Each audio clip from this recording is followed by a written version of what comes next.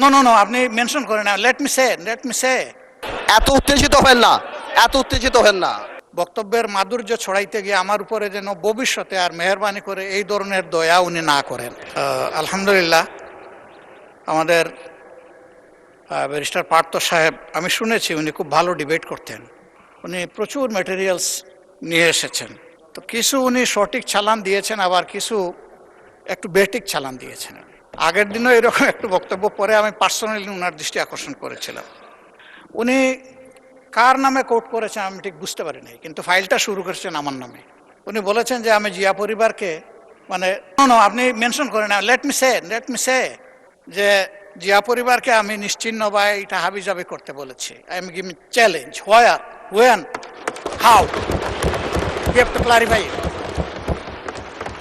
আমি এই ধরনের র্যাকলেস কথা কারো নামেই বলি না, এমনকি শেখ হাসিনার পরিবারের নামে আমি বলি না। যে দুষ করবে তার সাথে যাবে বিষয়, অন্য কেউ বললে সেটা আমার নামে চালান হবে না। তা আমি ওনাকে অনুরোধ করব, বক্তব্যের মাধুর্য ছড়াইতে গিয়ে আমার উপরে যেন ভবিষ্যতে আর মেহরবানি করে এই ধরনের দয়া উনি না করেন।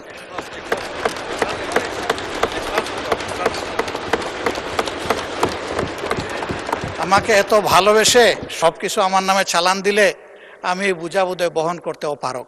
ধন্যবাদ মাননীয়